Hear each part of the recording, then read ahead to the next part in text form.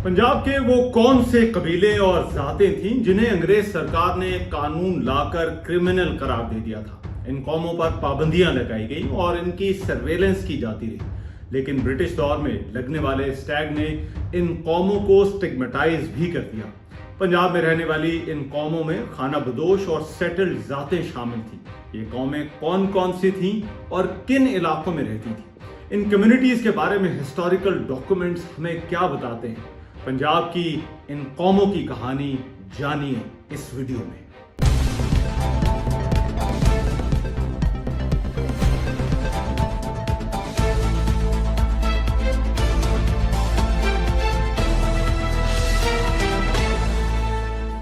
ये पंजाब के उन कबीलों और कौमों की कहानी है जिन्हें ब्रिटिश सरकार ने क्रिमिनल करार दिया था और एक कानून के जरिए इन पर मुख्तलिफ पाबंदियां लगा दी गई थी।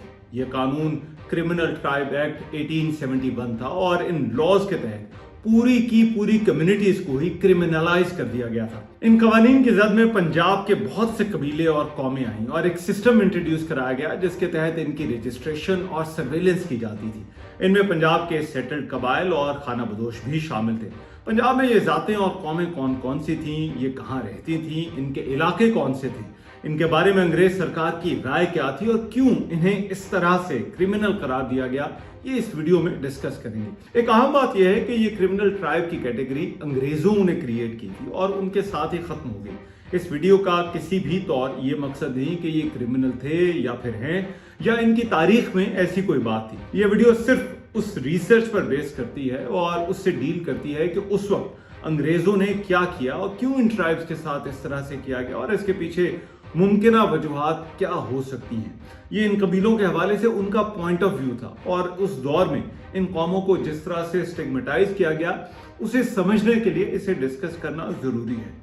सबसे पहले इन कवानीन की मुख्तसर तारीख देख लेते हैं। 1858 में यहाँ का कंट्रोल कंपनी सरकार से ताजे बरतानिया के पास जा चुका था। ब्रिटिश सरकार ने उस वक्त यहाँ कंट्रोल संभालने के बाद डकैती, ठगी और लॉ एंड ऑर्डर कंट्रोल करने के लिए कुछ सख्त कवानीन लाने का फैसला किया। ये कवानीन मुख्तलिफ जगहों पर मुख्तलिफ सालों में लाए गए और इन कवानीन का चीफ आर्किटेक्ट एक अंग्रेज ऑफिसर टीबी स्टीफेंस था जो कि लॉ एंड ऑर्डर कमीशन का मेंबर था। इस सिलसिले में जो पहला कानून लाया गया वो क्रिमिनल ट्राइब एक्ट 1871 था जो सबसे पहले बंगाल प्रेसिडेंसी में लागू हुआ। इसके बाद इस एक्ट को सूबा सरहद, अवध और पंजाब तक फैला दिया गया। इन कवानीन में कई अमेंडमेंट्स भी होती रही और ये अपडेट भी होते रहे। 1924 में आने वाला एक्ट एक कंप्लीट कानून था जिसमें तमाम तरामीम और अमेंडमेंट्स जो हैं वो शामिल थी। क्रिमिनल ट्राइब एक्ट 13 सफात का एक्ट था जिसके दो हिस्से थे। पहला हिस्सा इन ट्राइब्स और क्रिमिनल गैंग से मुतालिक था और दूसरा हिस्सा हिजड़ों यानी यूनिक्स से मुतालिक था। इसमें इन ट्राइब्स की डेफिनेशन, इनको डेजिग्नेट करने का तरीका और लोकल गवर्नमेंट के पास इनकी सर्वेलेंस के इख्तियारात का डिटेल के साथ जिक्र था। यह कानून सिर्फ पंजाब के लिए नहीं था बल्कि पूरे हिंदुस्तान से कम्युनिटी इसमें शामिल थी। 1947 तक हिंदुस्तान में इस एक्ट के अंडर आने वाली 127 मुख्तलिफ कम्युनिटीज के 13 मिलियन लोग थे जो इन क्रिमिनल ट्राइब से ताल्लुक रखते थे। इन कवानीन के हवाले से मैं एक डिटेल्ड वीडियो कर चुका हूं। अगर आप जानने में इंटरेस्टेड हैं तो डिस्क्रिप्शन में इसका लिंक मौजूद है। अब देखते हैं कि पंजाब की कौन कौन सी कम्युनिटीज थी जो इस कानून की लपेट में आई और जिन्हें इस कानून के तहत क्रिमिनल करार दिया गया। पंजाब उस वक्त एक बहुत बड़ा सूबा था जो एक तरफ तो अफगानिस्तान तक फैला हुआ था तो दूसरी तरफ इसकी सरहदें दिल्ली तक जाती थी। इस कानून की लपेट में आने वाली यहाँ की कौमों को दो हिस्सों में डिवाइड कर लेते हैं। एक तो इनमें यहाँ की कुछ सेटल्ड कौमें थी और दूसरा बहुत से खाना बदोश कबाइल थे। इनमें वो खाना बदोश कबाइल भी शामिल थे जो किसी एक खास इलाके में ही मूव करते थे। पंजाब में रहने वाली इन कौमों की लिस्ट लंबी है। इनमें से कुछ का यहाँ जिक्र करूंगा जिनके हवाले से हिस्टोरिकल रिकॉर्ड्स अवेलेबल हैं और ये वीडियो उन्हीं पर बेस करती है। एक और बात यह है कि इनके पुकारने में मुख्तलिफ इलाकों और डायलेक्ट की वजह से फर्क हो सकता है और एक ही कौम के कई मुख्तलिफ नाम भी हो सकते हैं। भरपूर कोशिश होगी कि इनकी सही प्रोनाउंसिएशन कर सकूं, लेकिन फिर भी अगर किसी को पुकारने में गलती हो जाए तो उसके लिए मैं माजरत खा हूं। पहले यहाँ के खाना बदोशों की बात कर लेते हैं, फिर कुछ बड़े और सेटल ट्राइब्स का जिक्र होगा। खाना बदोशों में इनमें बोरिया, बंजारे, बंगला, गंधीला, बरड या बरार, नट और सांसी शामिल थे। जबकि सेटल्ड कौमों में हरनी, मीणे, गुज्जर, आहिर, चमार और मजहबी सिख जैसी जातें शामिल थी। खाना बदोशों या नोमैड्स में से इस कानून की लपेट में आने वाले बोरिया या बवारिया कम्युनिटी के लोग थे। ये कम्युनिटी अभी भी भारत में फरीदकोट, भटिंडा, मानसा, मोगा, फिरोजपुर, मुक्तसर, संगरूर और लुधियाना के इलाकों में रहती है। इनके कुछ गांव हैं।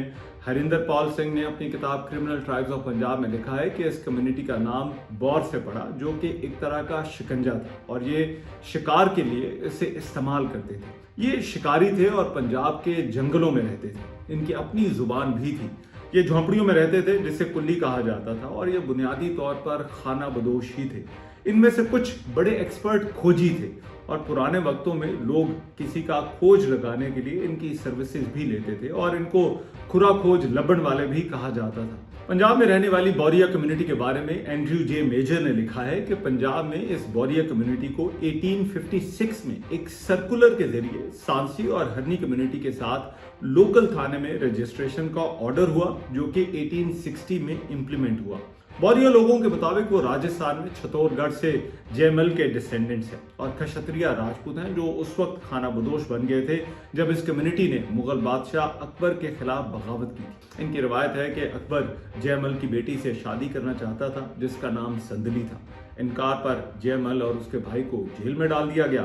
उन्होंने कैद खाने से निकलने के लिए पहले तो रिश्ते की हामी भर ली और शादी की तैयारी के लिए छत्तौरगढ़ जाने की इजाजत दी, लेकिन जिस रोज अकबर बादशाह धूमधाम से बारात लेकर पहुंचा, उन्होंने उससे लड़ाई करने का फैसला कर लिया। उनका कहना है कि जो जंग हुई वो कई दिन चली। इस मैदान के पास एक कुआं या बाउली थी और इस कौम का जो जंगजू जंग में जख्मी होता वो उस कुएं का पानी पीकर फिर से लड़ाई के लिए फिट हो जाता। मुगल फौज ने इसका पता लगा लिया और इस कुएं में गाय के गोश्त के टुकड़े फेंक दिए, जिसके बाद इसके पानी में वो तासीर ना रही। दोनों भाई भी मारे गए और संदली ने भी किले की दीवार से छलांग लगाकर खुदकुशी करी। इस कुएं की वजह से इन्हें बावलिया या बवालिया कहा जाने लगा। बंजारे वो भी इन ट्राइब्स में से थे जिन्हें अंग्रेज सरकार ने क्रिमिनल करार दिया था। इनके बहुत से नाम थे जो मुख्तलिफ इलाकों के डायलेक्ट की वजह से थे। ये भी खाना बदोश थे, मवेशी पालते थे और कैंप्स में रहते थे। इनमें हर रिलीजन के लोग थे। ये हिंदू भी थे, सिख और मुसलमान भी थे, लेकिन ये अपना ओरिजिन हिंदू राजपूतों से ट्रेस करते थे। उनका ये कहना था कि उनका ताल्लुक हिंदू भगवान कृष्णा से था। भगवान कृष्णा के सामने दरबार में करतब का शानदार मुजाहरा करने पर उन्होंने इन्हें 3 मुख्तलिफ जातियों से बच्चे दिए कि वो इन्हें पाल लें। इनके डिसेंडेंट्स को चरण बंजारा कहा जाता है। एक और वर्जन यह है कि इन्हें गौर या गौर बंजारा भी कहा जाता है। इन्हें बंजारा भी कहा जाता है, जिसका मतलब है जंगलों में फिरने वाले। एक राइटर मोती राज राठौर ने लिखा है कि बंजारों का ताल्लुक अफगानिस्तान से था और ये महात्मा बुद्ध के जमाने में भी मौजूद थे और इन्होंने उनकी भी मदद की थी। वहां ये गौर दरिया के साथ रहते थे। पंजाबी इंग्लिश डिक्शनरी ने इन्हें चूड़ियां बेचने वाला लिखा है। बेसिकली ये बंजारे काफलों में फिरते थे और मुख्तलिफ चीजों की ट्रेड करते थे। एक English author lieutenant colonel James Tod, जिन्होंने राजस्थान या राजपूताना के कबाइल के बारे में बड़ी डिटेल के साथ लिखा है, उन्होंने चरण और बंजारों को एक ही कहा है। जबकि पंजाब के लेफ्टिनेंट गवर्नर चार्ल्स एबिस्टन, जिन्होंने पंजाब की जातों पर एक किताब लिखी, उन्होंने बंजारों और लबानों को एक ही समझा। एबिस्टन के मुताबिक पंजाब की ईस्टर्न डिस्ट्रिक्ट्स में इन्हें बंजारा, जबकि बाकी इलाकों में इन्हें लबाना कहा जाता था। लबाने नमक का काम करते थे। रॉबर्ट वेरेडी का ख्याल है कि शायद इसकी एक वजह यह भी है कि ये मुख्तलिफ ग्रुप्स हैं जिन्हें एक कैटेगरी में डाल दिया गया या सबको ही बंजारों का नाम दे दिया गया। लेकिन एक बात तय है कि ये बहुत पुराने लोग थे और ये बुनियादी तौर पर ट्रेडर्स ही थे। बरिंदर पॉल सिंह का कहना है कि ये इससे पहले भी मूविंग आर्मीज को चीजें सप्लाई करते थे और इनके बड़े बड़े कारवां हुआ करते थे। ये बुनियादी तौर पर उस वक्त ट्रांसपोर्टेशन के बिजनेस में थे और क्योंकि इन्हें डकैतों से अपने आप को बचाना पड़ता था, इसलिए मार्शल आर्ट्स के भी माहिर थे। पंजाब में इन्हें बाजीगर बंजारा भी कहा जाता था और ये वो लोग थे जो बाजी या करतब, जिन्हें एक्रोबैटिक्स कहा जाता है, उसके माहिर थे। ये अच्छे घुड़सवार और फाइटर्स थे।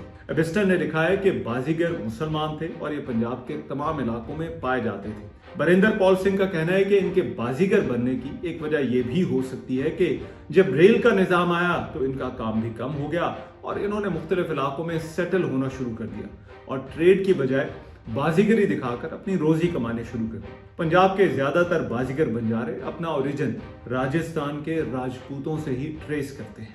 बंगला एक और खाना बदोश जात या कौम है जिन्हें सपेरे भी कहा जाता है और इनका काम बीन बजाना था, जिसके साथ ये मेडिसिनल जड़ी बूटियां भी बेचते थे। के सुरेश सिंह ने अपनी किताब पीपल्स ऑफ इंडिया में इनको बंगाली सपेरा, सपेला, सपाडो या जोगी लिखा है। इनके बारे में कहा जाता है कि ये बंगाल का एक खाना बदोश कबीला था। चार्ल्स सेबेस्टर ने इनके बारे में लिखा है कि ये बंगाली थे, खाना बदोश थे और शायद सांसियों से रिलेटेड थे और मेनली कांगड़ा के इलाके में रहते थे। ये नाग दिखाकर शिकार करके अपनी रोजी रोटी कमाते थे।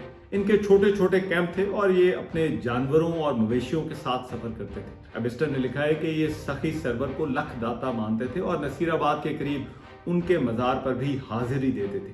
ये झोंपड़ियों में रहते थे और खाना बदोश लाइफस्टाइल ही फॉलो करते थे। पंजाब के मुख्तलिफ इलाकों में यह भी मौजूद है। पंजाब की कई फोक लोर्स में इनका जो है वो जिक्र मिलता है। हरिंदर कौर का एक आर्टिकल में कहना है कि ये भी अपनी एंसेस्ट्री राजपूतों से ट्रेस करते हैं। इनका यह कहना है कि जब मुसलमानों ने दिल्ली पर कब्जा किया तो चौहान राजपूतों पर बुरा वक्त आया। वो उनसे बचने के लिए पंजाब के जंगलों में निकल गए। इनमें बंगला भी शामिल थे और ये महाराणा प्रताप सिंह के वो साथी थे जिन्होंने कसम खाई थी कि जब तक उन्हें उनकी राजधानी वापस नहीं मिल जाती ये पक्के घर में नहीं रहेंगे और ना ही बिस्तर पर सोएंगे। इसीलिए इन्होंने अपने राज और महल छोड़ दिए और जोगियों वाला लिबास पहनकर बीन बजाना शुरू कर दिया और ये खाना बदोश बन गए।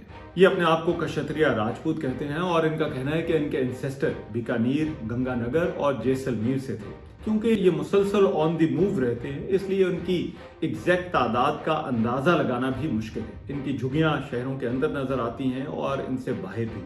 ये सोशली बहुत मार्जिनलाइज्ड कम्युनिटी है। जब इनको क्रिमिनल ट्राइब करार दिया गया तो इनकी मूवमेंट भी रिस्ट्रिक्ट हो गई, जिसकी वजह से इनकी मुश्किलात और बढ़ गई। बरड़, बराड़ या बरार ये पंजाब की एक और खाना बदोश जात है जो कि पंजाब की स्केड्यूल कास्ट में भी शामिल है। ये भी क्रिमिनल ट्राइब्स में शामिल थे। इनके लिए बवार या बिरार के लफ्ज भी इस्तेमाल किए जाते हैं। इन्हें अक्सर पंजाब के बराड़ जट्टों से भी कंफ्यूज किया जाता है, लेकिन ये उनसे अलग ग्रुप है। चार्ल्स सेबेस्टर ने इनके बारे में लिखा है कि ये लोग छज या टोकरियां बनाने के माहिर थे। ये शिकार भी करते थे। सेबेस्टर का ख्याल था कि ये चौहड़ों से मिलती जुलती कौम है। हरिंदर कौर का अपने एक आर्टिकल में कहना है कि ये लोग झोंपड़ियों में रहते थे जो कानों की बनी हुई होती थी और इनको तरपालों से ये कवर करते थे। इनकी तारीख का कोई बहुत ज्यादा इल्म नहीं है, लेकिन ये कहा जाता है कि ये कांगड़ा के रहने वाले थे जो अब हिमाचल प्रदेश में है और फिर उसके बाद ये पंजाब आ गए। कुछ के ख्याल में ये काशी से आए थे। ये जुलाहों के काम करने के औजार यानी कंघियां बनाते थे जिन्हें वो खद्दर बनाने के लिए इस्तेमाल करते थे, लेकिन फिर वो काम मशीनों के जरिए होने लगा, इसलिए ये छाबड़ियां और छज बनाने लग गए। गंधेला भी एक खाना बदोश कौम है जो क्रिमिनल ट्राइब की लिस्ट में शामिल थी। एबिस्टन का कहना है कि ये वो कौम है जो नंगे पांव और नंगे सर घूमती है। ये हर तरह का काम करते थे और मवेशी पालते थे। ये अभी पंजाब के कई इलाकों में सेटल्ड है। मलकीत कौर का अपने एक आर्टिकल में कहना है कि इनके अपने ख्याल में ये बौरिया कम्युनिटी से ताल्लुक रखते हैं और अकबर के साथ लड़ाई में मारे जाने वालों में इनका एक साथी जिसका नाम केसरमल गंधेला था वो भी शामिल था। अकबर की फौजों ने इनका भी पीछा किया और ये भी जंगलों में निकल गए। ये भी खाना बदोश बन गए और इन्हें भी 1871 के एक्ट के तहत क्रिमिनल करार दिया गया। बाद में इन्हें 1952 में स्केड्यूल ट्राइब करार दिया गया और फिर स्केड्यूल कास्ट। नट एक और कबीला था जिन्हें क्रिमिनल करार दिया गया। नट कौम अपने आप को एक जंगजू कौम मानती है और उनका यह कहना है कि ये गुजरात के गौड़ ठाकुरों में से हैं जो कि अमर सिंह राठौर के डिसेंडेंट्स थे। अंग्रेज राइटर्स की मोस्टली इनके बारे में राय मुख्तलिफ थी। उनके ख्याल में ये वो लोग थे जो ट्रेडिशनली गाने बजाने के काम से जुड़े थे और यही इनकी रोजी रोटी थी। लेकिन ये खाना बदोश कौम थी जो करतब दिखाने के भी माहिर थे। अंग्रेज राइटर्स ने इन्हें जिप्सी ट्राइब्स के साथ ज्यादा कंपेयर किया है और उनका यह कहना है कि ये उन्हीं की तरह रहते थे, इनका कोई मुस्तकिल ठिकाना नहीं था। अंग्रेज राइटर्स वॉटसन और काय का कहना है कि ये पूरे पंजाब में फैले हुए थे और झुग्गियों में रहने वाले लोग थे। सांसी एक और खाना बदोश कबीला था। क्रिमिनल ट्राइब्स में शामिल ये एक बहुत बड़ा ग्रुप था। ये पंजाब के मुख्तलिफ इलाकों में मूव करते थे, लेकिन वक्त गुजरने के साथ साथ ये पंजाब के कुछ इलाकों में सेटल होते गए। इनके बारे में कहा जाता है कि पंजाब के बहुत पुराने लोग थे जिनका जिक्र महाभारत में भी आया। H.A. रोज ने चार्ल्स सेबेस्टर के साथ जो किताब tribes and caste of Punjab and north west frontier province लिखी, उसमें उनका कहना था कि आहिरों की तरह सांसी भी खाना बदोश हैं जो कि लाहौर, अमृतसर, लुधियाना, करनाल और गुजरात के इलाकों में मौजूद थे। इनका ओरिजिन मरवाड़ और अजमेर से था। ये हंटर्स थे और जंगली जानवरों का शिकार भी करते थे। ये मवेशी भी पालते थे। ये अपना कनेक्शन सेंट्रल पंजाब के जाटों के साथ भी बताते हैं, जिनके ये खानदानी शजरे रखते थे। उनका ये भी कहना था कि इनमें से कुछ मुसलमान और सिख हैं, लेकिन ज्यादातर हिंदू हैं। इनका ये कहना है कि इनका डिसेंट भरतपुर के राजा संसमल से है और उसे ये गुरु भी मानते हैं। उन्होंने ये भी लिखा कि ये मोस्ट क्रिमिनल कास्ट है और 9 जिलों में ये बतौर क्रिमिनल ट्राइब ही रजिस्टर्ड है। एबिस्टन और रोज और कुछ और राइटर्स ने यह भी लिखा है कि इन्हें सांसी जट्टों के साथ भी कंफ्यूज ना किया जाए, जिनसे शायद महाराजा रंजीत सिंह का ताल्लुक था। उन सांसी जट्टों से मुतालिक उन्होंने लिखा है कि एक जाट कबीला मोंटगोमरी और अमृतसर में रहता था। अमृतसर से 7 मील दूर राजा सांसी गांव, जो कि सिंधा वालिया फैमिली का एंसेस्ट्रल गांव था, और ये राजपूत डिसेंट क्लेम करते हैं। ये गुजरांवाला में भी हैं और इन्हें भट्टी कबीले की एक ऑफशूट कहा जाता है। लेकिन इन सांसियों का भी ये कहना है कि ये लोअर कास्ट से नहीं बल्कि एक जंगजू कबीला है जिसको गलत समझा गया। इनके ओरिजिन के हवाले से भी बहुत सी रवायात जो मुख्तलिफ इलाकों में मुख्तलिफ है। हरविंदर सिंह भट्टी का अपने एक आर्टिकल में कहना है कि सियालकोट में रवायत है कि पंजाब के एक राजा ने अपनी बेटी को महल से निकाल दिया, जिसने जंगलों में एक बच्चे सांसी को जन्म दिया। गुजरात में रवायत है कि राजा संसमल के ये डिसेंडेंट्स हैं। झंग में कहा जाता है कि ये पंवर राजपूत है। हरविंदर सिंह भट्टी का यह कहना है कि सियालकोट, गुजरांवाला और गुजरात के सांसी मुसलमान, जबकि अमृतसर, गुरदासपुर और जम्मू के हिंदू हैं। जब इनको क्रिमिनल ट्राइब करार दिया गया तो इन पर भी वही पाबंदियां लगाई गई जो उस वक्त भी पंजाब के मुख्तलिफ इलाकों में फैले हुए थे। इनको भी इसी वजह से खासी मुश्किलात का सामना करना पड़ा। ये अब पंजाब के वो कबाइल थे जो ज्यादातर खाना बदोश थे और इसी वजह से ये क्रिमिनल ट्राइब्स की लिस्ट में भी आ गए। लेकिन इसके अलावा भी यहाँ कुछ और कौमें थी जो क्रिमिनल ट्राइब एक्ट 1871 की लपेट में आई। लाहौर सेंट्रल जेल के दारोगा मोहम्मद अब्दुल गफूर ने इन क्रिमिनल ट्राइब्स के हवाले से एक किताब लिखी जो 1879 में पब्लिश हुई। इसमें जो ये टर्म्स अपनी जुबान में इस्तेमाल करते थे उनका भी जिक्र है और इसके आगाज में एक मुख्तसर सा इंट्रोडक्शन इन ट्राइब्स का भी है। इसमें उन्होंने लिखा है कि इन क्रिमिनल ट्राइब्स में पंजाब और दिल्ली के स्वीपर्स भी शामिल थे। पंजाब के हवाले से उनका कहना था कि इनमें लाल बेगिए और बाल बीका भी शामिल थे। हरनी एक और कौम थी जिसका इस किताब में जिक्र है। इसमें लिखा है कि ये शिकार करते थे और इन्हें हिरन मारने वाला कहा जाता था, जहां से इनका नाम हरनी पड़ गया। इसी तरह इन ट्राइब्स में मीनों का भी जिक्र है जो कि अपना डिसेंट राजपूतों से ट्रेस करते थे। इस किताब में लिखा है कि एक राजपूत का दोस्त चोरी करके उसके घर आ गया। जब इलाके के लोग उसे तलाश करते उसके घर तक आए तो उसने उसकी मौजूदगी से इनकार किया, लेकिन बाद में जब बाकी राजपूतों को इस बात का पता चला तो उन्होंने इसे राजपूतों की कम्युनिटी से निकाल दिया। गुज्जर भी क्रिमिनल ट्राइब की लिस्ट में शामिल थे। मोहम्मद अब्दुल गफूर का यह कहना है कि ये हिंदू भी थे और मुसलमान भी। ये खेती बाड़ी का काम करते थे। ये ज्यादातर दिल्ली, फरीदाबाद, चंद्रावाल, सराय रोशन और दिल्ली के इलाकों में रहते थे। इससे पहले भी मुगल डिक्लाइन के दौरान जब सिखों और मराठों की लड़ाइयां चल रही थी तो दिल्ली के पास वाले इलाकों में गुज्जर कबीलों की वजह से मुगलों को खासी परेशानी रहती थी और मुगल बादशाह शाह आलम सानी भी इनसे बहुत तंग था। सिख हिस्टोरियन हरिराम गुप्ता और गंडा सिंह ने भी इनका उस दौर में जिक्र किया है। कई मरतबा इन्होंने दिल्ली शहर और इसके आसपास के इलाकों का राब्ता भी काट दिया था। इन क्रिमिनल ट्राइब्स की लिस्ट में आहिर भी शामिल थे। ये मीरठ, अलीगढ़ और माथुरा के इलाकों में रहते थे। एक बड़ा ग्रुप जो इनमें शामिल था वो चमार या रविदासिया और रामदासिया कम्युनिटी के लोग थे जो कि मौजूदा पाकिस्तान और भारत के कई इलाकों में फैले हुए हैं। वैसे तो इस लफ्ज को अच्छा नहीं समझा जाता, लेकिन ये जाति खुद अब इस पर फख्र करती है। ये भारत में एक अहम स्केड्यूल कास्ट है जो इंडियन पॉलिटिक्स में भी बहुत ज्यादा अहम है। ये ट्रेडिशनली चमड़े के काम से जुड़े हुए थे। इनमें से कई खेती का काम भी करते थे। इनका ये कहना था कि इनका ओरिजिन भी क्षत्रिय जात से है। ये अब एक बहुत बड़ी कम्युनिटी है जिसका पाकिस्तान और भारत से बाहर भी एक बहुत बड़ा डायस्पोरा मौजूद है। मजहबी सिख भी एक बड़ी कम्युनिटी है जो कि क्रिमिनल ट्राइब्स की लिस्ट में शामिल थे। इनका ओरिजिन चौहड़ों से जोड़ा जाता है जो कि सिख कन्वर्ट हुए।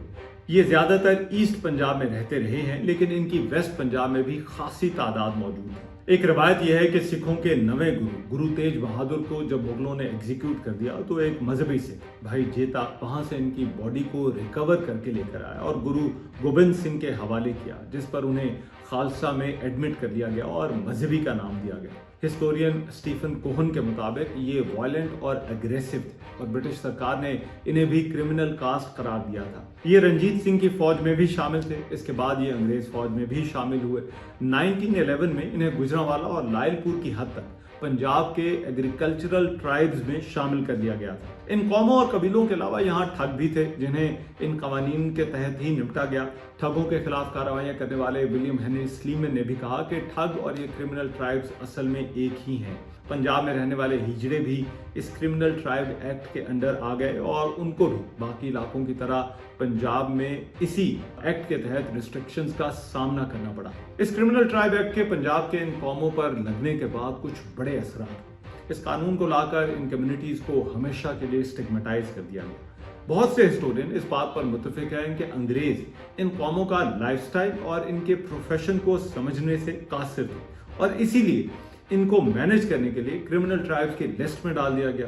इनमें खास तौर पर खाना बदोश कबाइल को वो अपने लिए और अपनी मूवमेंट के लिए बड़ा खतरा समझते थे, इसलिए उनको इस तरह से क्रिमिनल करार देकर इन पर सख्त पाबंदियां लगा दी गई। ऐसा लगता है कि यहाँ की तारीख और इन कौमों को समझे बगैर ये पाबंदियां लगाई गई। कुछ हिस्टोरियंस का यह भी ख्याल है कि बरे-सजीद में जात पात का निज़ाम और ऐसी डिविजन्स पहले से मौजूद थी जहां से अंग्रेज सरकार को शायद ये आइडिया आया, लेकिन एक बात तय है कि अंग्रेजों ने इसको अपने सियासी फायदे के लिए इस्तेमाल किया। इन क्रिमिनल ट्राइब्स में वो कौमें भी शामिल थी जिन्होंने जंग आज़ादी में अंग्रेजों की मुखालिफत की या उनके लिए मुश्किलात पैदा की। एक राइटर मीना राधा कृष्णन का ये कहना है कि 1857 की जंग आज़ादी के बाद बहुत से ट्राइबल चीफ्स जिन्होंने अंग्रेजों की मुखालिफत की थी उन्हें भी क्रिमिनल ट्राइब के खाते में डाल दिया गया और ऐसे सरदारों या कबाइल को सजा देने के लिए क्रिमिनल करार दिया गया। मीना राधा कृष्णन के मुताबिक 1857 की जंग आज़ादी में धन सिंह गुर्जर और बांके चमार को इसी एक्ट के तहत सजा दी गई। फिर इसके बाद अंग्रेजों को जब इन कौमों की जरूरत पड़ी तो इनमें कुछ कौमों को उन्होंने मार्शल रेसेस में भी शामिल कर लिया। इनमें आहिर, गुज्जर, मजहबी और चमार जैसी जातें शामिल थी। इसलिए ये तमाम कैटेगराइजेशन उन्होंने महज अपने फायदे को देखते हुए ही की। इन कवानीन ने न सिर्फ अंग्रेजों के दौर में इन कौमों को पॉलिटिकली, सोशली और कल्चरली स्टिग्मेटाइज किया, बल्कि ये सिलसिला इसके बाद भी जारी रहा। कानूनी बंदिशों से तो ये कबाइल आज़ाद हो गए जब ये कवानीन रिपील हुए, लेकिन सोशली इन पर बंदिशें उसके बाद भी चलती रही। अभी भी इनके हवाले से बहुत से स्टीरियोटाइप्स मौजूद हैं और अंग्रेज़ों को यहाँ से निकालने के बावजूद हम शायद अभी भी इन स्टीरियोटाइप्स को जो वो बना कर गए हैं अपने जहनों से नहीं निकाल सकते। अगर आपको ये वीडियो अच्छी लगी हो तो बेल आइकॉन पर क्लिक कीजिएगा और चैनल को सब्सक्राइब भी कीजिएगा।